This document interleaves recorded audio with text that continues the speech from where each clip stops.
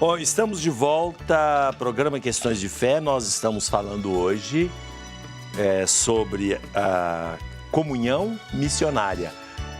Lembrando que no começo eu disse a respeito o documento disse a respeito de que a comunhão é missionária e a missão é para fazer comunhão. E aí o documento continua dizendo: os fiéis leigos, precisamente por serem membros da igreja, têm por vocação e por missão anunciar o Evangelho. Para essa obra foram habilitados e nela empenhados pelos sacramentos da iniciação cristã, batismo, crisma e eucaristia, e pelos dons do Espírito Santo. Ora, é na evangelização que se concentra e se desenrola toda a missão da igreja, cujo percurso histórico se faz sob a graça e ordem de Jesus Cristo.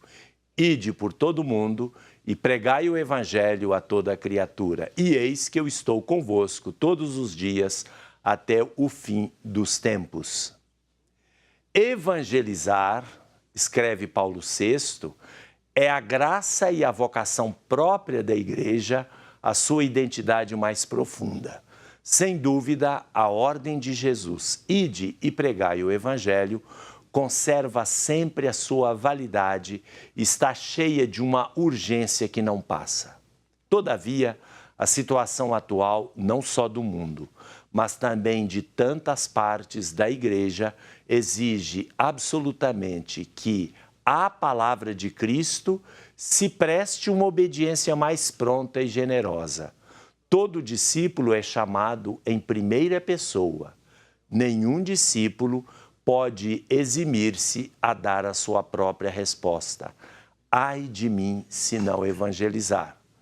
Países inteiros e nações onde a religião e a vida cristã foram em tempos tão prósperas e capazes de dar origem a comunidades de fé viva e operosa, encontram-se hoje sujeitos à dura prova e, por vezes, até são radicalmente transformados pela contínua difusão do indiferentismo, do secularismo e do ateísmo.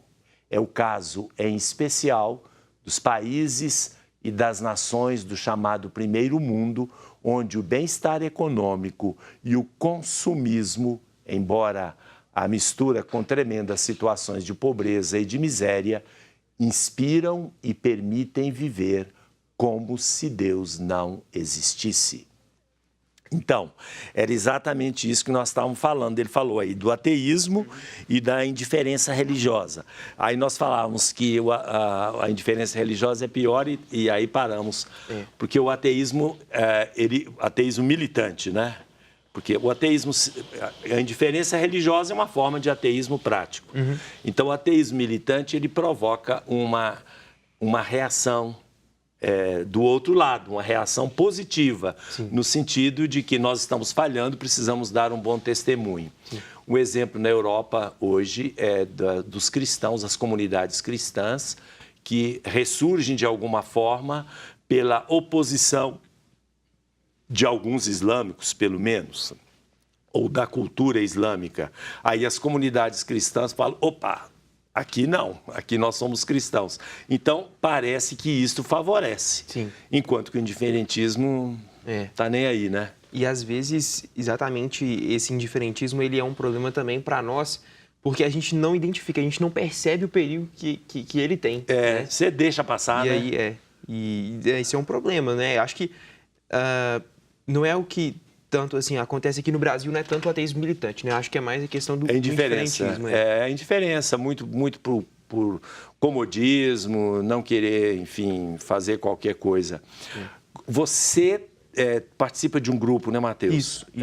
Chama Instituto São Pedro de Alcântara. Instituto São Pedro de Alcântara. A gente se dedica a estudar a doutrina social da igreja, né, que são os ensinamentos do magistério, da tradição da igreja a respeito das questões sociais, né?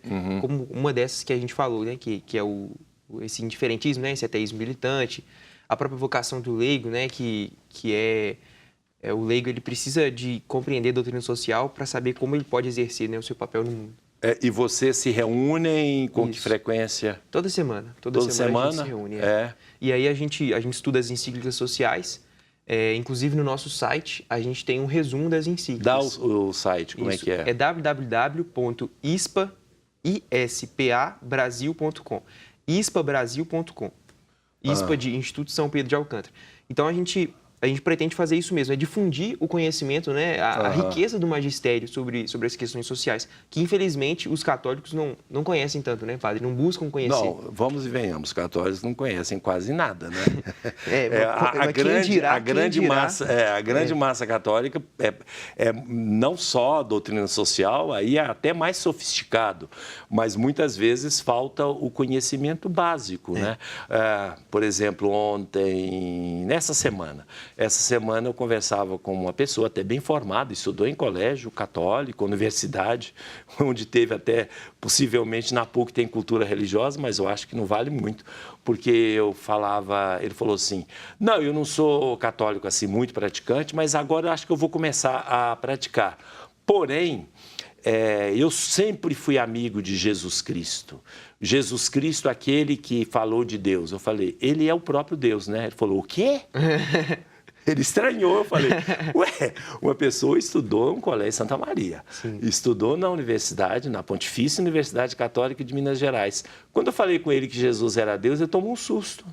Ou seja, não foi evangelizado. Sim, exatamente. Mas acho assim, mesmo os católicos, vamos dizer assim, né, aqueles que vão à missa aos domingos, aqueles que buscam mesmo, né, praticar, mesmo esses às vezes têm um perigo de aderir às ideologias, né, às correntes que não faltam no mundo, né? Exatamente por não conhecer o que a igreja diz sobre as questões sociais. Isso, você tem toda a razão. Nós vamos ver sobre as igrejas, paróquias, o Papa fala sobre as paróquias a serviço da missão. Vamos conferir. Las parroquias tienen que estar en contacto con los hogares, con la vida de la gente, con la vida del pueblo. Tienen que ser casas donde la puerta esté siempre abierta para salir hacia los demás. Y es importante que la salida siga una clara propuesta de fe. Se trata de abrir las puertas y dejar que Jesús salga afuera con toda la alegría de su mensaje.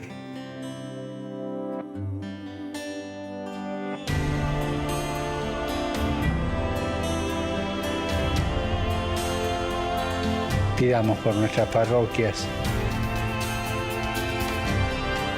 para que no sean oficinas funcionales, sino que animadas por un espíritu misionero, sean lugares de transmisión de la fe y testimonio de la caridad.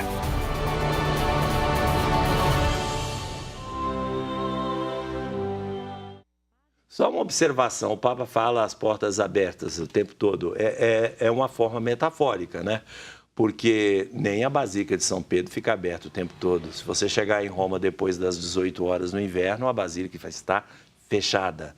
Então alguém fala, ele falou que tem que ficar aberto e agora está fechado. Não é bem nesse sentido que ele falou, aberto de coração aberto, no sentido de acolher, etc.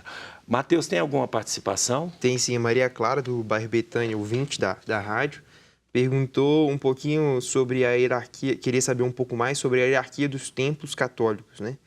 Capela, igreja, basílicas, menor, maior, santuários, como que se organizam, qual que é o significado de cada um?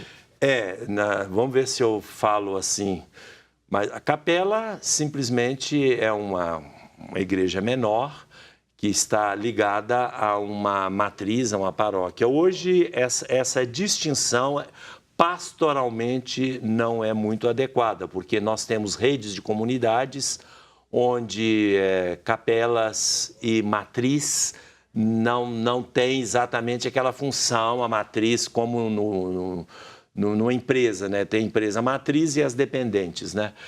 Mas em termos seria isso, né? Você tem uma paróquia e a paróquia tem várias comunidades.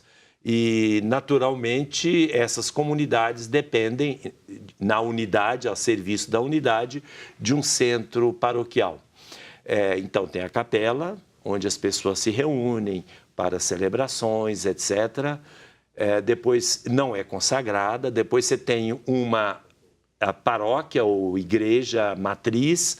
Esta já é onde o pároco, a missa é praticamente cotidiana e ela normalmente é consagrada. Depois a gente tem, ela perguntou depois da paróquia, os santuários são lugares de focos de devoção, normalmente devoções mais populares. Já as basílicas, elas têm uma importância. Aí ela falou de basílicas menores e maiores. Basílicas maiores só existem 4. São as 4 basílicas maiores em Roma. São Pedro, do Vaticano, São João no Latrão, Santa Maria Maior, no Esquilino, e São Paulo fora dos muros. São as 4 basílicas maiores. Acho que é mais ou menos. E a catedral é onde a igreja do bispo, onde tem a cátedra do bispo, a partir da qual ele dá a sua palavra para toda a arquidiocese. Mas nós vamos ver agora mais um leigo, Cássio Silva, que é de Contagem, que é estudante de administração e discípulo da comunidade Shalom. Vai nos falar, vai dar o seu testemunho, confiramos. O discípulo é aquele que vai se configurando ao carisma, né? E na intimidade com Deus. No meu coração, senti algo que o Senhor me chamava a algo, mas eu não sabia o que era. E aí comecei a procurar, né? Para as comunidades, na paróquia, tentando encontrar onde era o meu lugar na igreja. E aí eu conheci a comunidade. A administração tem uma ferramenta que ela vai falando que é o ciclo, que começa muitas das vezes do porquê, o como e o quê. Só que muitas das vezes a gente vai falando o quê? Só que o principal é o porquê. Por que eu existo? Por que eu acordo para fazer as coisas? Aquilo que vai me motivando, é a minha essência. E eu vejo que o grande diferencial é o meu porquê. Porque muitas das vezes, hoje o jovem, ele não tem um sentido de vida. Ele vai vivendo, vai buscando a felicidade, mas ele não sabe para que ele existe, o seu porquê, né? E é isso que vai fazendo todo o diferencial, assim, né? Vou para o cinema, convivo com os amigos, divirto, mas esse grande porquê, né? A essência, a intimidade com Deus vai sendo esse grande diferencial.